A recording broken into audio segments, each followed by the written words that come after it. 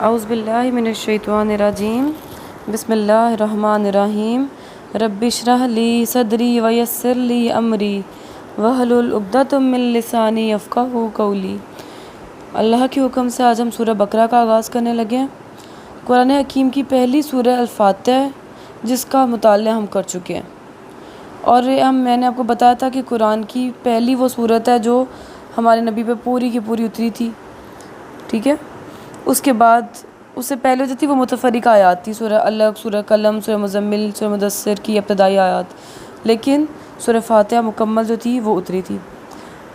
اب جو ہے قرآن حکیم میں مکی اور مدنی صورتوں کے مجموعے کے اعتبار سے بھی 7 گروپ ہیں۔ پہلا گروپ تو وہ ہے جس کا ہم سورہ فاتحہ سے آغاز کر چکے ہیں۔ اس گروپ میں جو مکی صورت ہے وہ صرف سورہ الفاتحہ ہے، ٹھیک ہے، اور حجم کے اعتبار سے بہت چھوٹی ہے، لیکن مقام اور مرتبہ اور فضیلت کے اعتبار سے بہت بڑی ہے، یہاں تک کہ اسے قرآن العظیم بھی کہا گیا ہے سورہ الفاتحہ کو، گویا یہ کہ اپنی جگہ پر خود ایک عظیم قرآن ہے۔ اس کے بعد مدنی صورتیں ہیں، 4 ہیں۔ یہ طویل ترین مدنی صورتیں اور 2 صورتوں کے 2 جوڑوں میں مشتمل ہیں، اور میں نے آپ کو بتاتی چلوں کہ قرآن پاک کی اکثر جو صورتیں ہیں وہ جوڑوں کی شکل میں ہیں، کچھ منفرد بھی ہیں لیکن زیادہ تر جوڑوں کی شکل میں ہے۔ سورہ الفاتحہ منفرد ہے، اس کا کوئی جوڑ نہیں ہے، اگرچہ اس کے معنی جو ہیں قرآن مجید کی آخری سورہ ناس کے ساتھ جڑتی ہے، لیکن اس کا جوڑا جو ہے سورہ ناس کا وہ سورہ فلق ہے، قل اعوذ برب الناس، قل اعوذ برب الفلق۔ یہ دونوں صورتیں جو ہیں وہ ایک جوڑا ہے، تو لہٰذا سورہ الفاتحہ کا کوئی جوڑا نہیں ہے، یا ہم یہ بھی کہہ سکتے ہیں کہ پورا قرآن ہی اس کا جوڑا ہے۔ کس کا؟ سورہ الفاتحہ کا۔ سورہ فاتحہ ایک طرف اور پورا قرآن ایک طرف۔ اب سورہ فاتحہ کے بعد جو 4 صورتیں ہیں جو جوڑوں کی شکل میں ہیں، سورہ البقرہ اور سورہ ال عمران ایک جوڑا ہے، جبکہ سورہ النساء اور سورہ المائدہ یہ دوسرا جوڑا ہے۔ اس کی سب سے نمایاں علامت یہ ہے کہ سورہ البقرہ اور سورہ ال عمران دونوں کا آغاز جو ہے حروف مقطعات الف لام میم سے ہوتا ہے، جبکہ سورہ نساء اور مائدہ دونوں میں بغیر کسی تمہید کے گفتگو شروع ہو جاتی ہے۔ سورہ نساء کا آغاز ہوتا ہے یا ایھا الناس اتقوا ربکم الذی خلقکم من نفس واحدہ، اور سورہ مائدہ کہاں سے شروع ہوتی ہے؟ یا ایھا الذین آمنوا اوفوا بالعقود، پہلے کوئی تمہید نہیں باندھی گئی۔ تو سورہ بقرہ اور سورہ ال عمران کا یہ جو جوڑا ہے، ان دونوں کو رسول اللہ صلی اللہ علیہ وسلم نے زہرہ روین کا نام دیا۔ زہرہ کا مطلب ہے بہت تابناک، روشن۔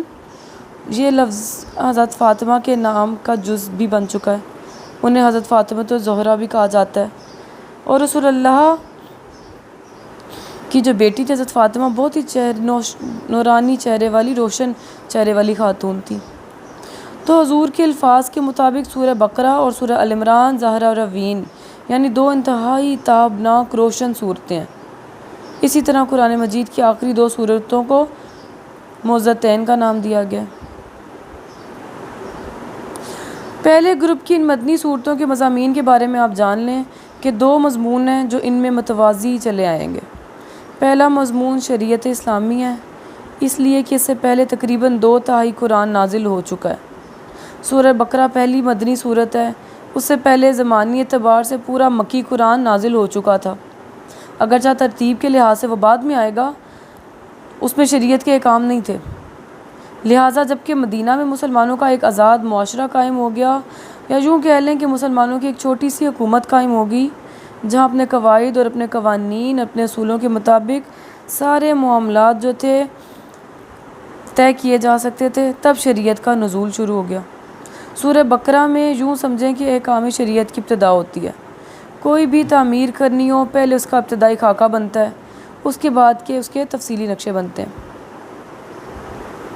تو ابتدائی خاکہ جو کہ شریعت محمد صلی اللہ علیہ وسلم کا وہ سورہ بقرہ میں ہے، پھر سورہ نساء میں اس کا اندر مزید اضافہ ہوتا ہے، سورہ المائدہ میں شریعت کے تکمیلی احکامات آتے ہیں۔ چنانچہ سورہ المائدہ تکمیل شریعت کی صورت ہے، اسی میں وہ آیت ہے اليوم اکملت لکم دینکم واتممت علیکم نعمتی وردیت لکم الاسلام دینا، آیت نمبر 3 ہے یہ سورہ المائدہ کی۔ آج کے دن ہم نے آپ کا دین مکمل کر دیا اور دوسرا مضمون جو ان صورتوں میں چلائے گا وہ ہے اہل کتاب سے خطاب۔ مکی قرآن میں سارا خطاب مشرکین سے تھا، یعنی عرب کے وہ لوگ جو مکہ اور اس کے ارد گرد موجود تھے، وہاں کوئی یہودی اور کوئی نصرانی نہیں تھا، سب کے سب مشرکین عرب تھے۔ تو پورے مکی قرآن میں انہی سے جو ہے وہ گفتگو ہے۔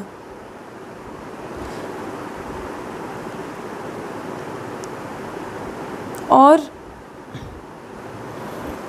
یہاں پر جو ہے وہ سورہ بقرہ میں جو خطاب ہے، ساری کی ساری گفتگو جہاں کیا ہوتا ہے، اہل کتاب سے ہے، یا بنی اسرائیل یعنی یہود، ان سے ساری گفتگو سورہ بقرہ ہے، جبکہ جو انصاری ہیں نصارہ، ان سے گفتگو سورہ آل عمران ہے۔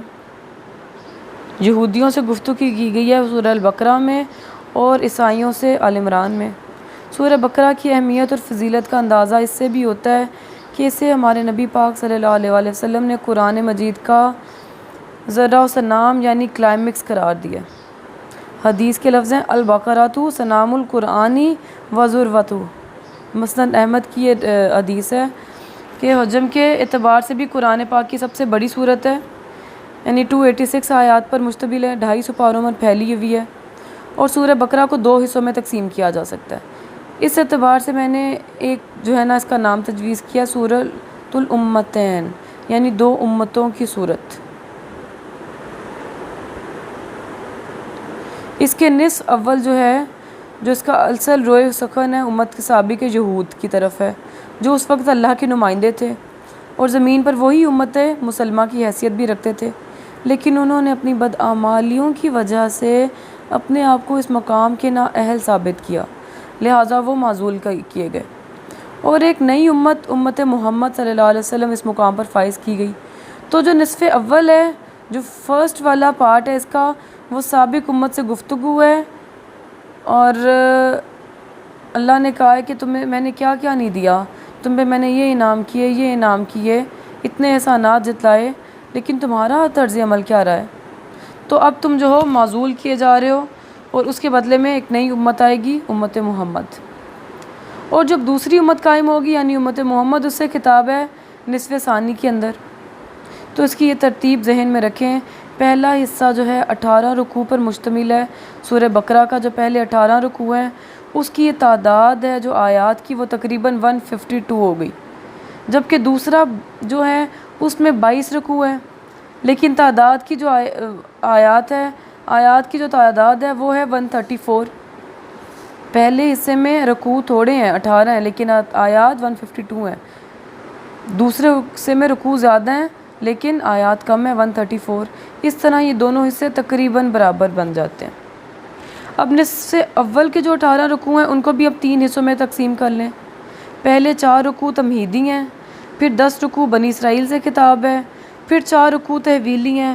تمہیدی رکوعوں میں سے سب سے پہلے 2 رکوعوں میں 3 قسم کے انسانوں کی ایک تقسیم بیان کر دی گئی ہے جو دنیا میں ہمیشہ پائے جائیں گے۔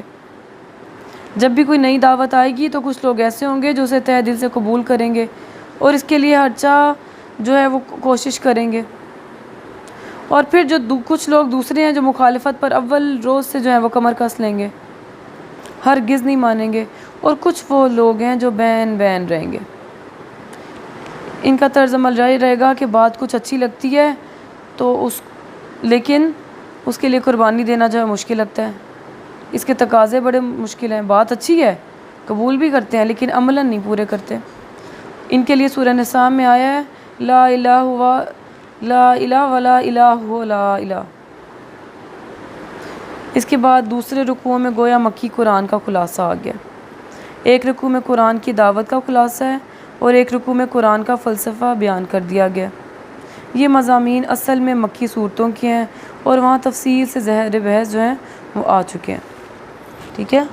اور باقی تو یہ کہ سورہ بقرہ اور سورہ العمران، ہمارے نبی پاک صلی اللہ علیہ وآلہ وسلم نے کہا تھا کہ یہ 2 صورتیں جو ہیں ان کو مت چھوڑنا، یہ 2 نور ہیں۔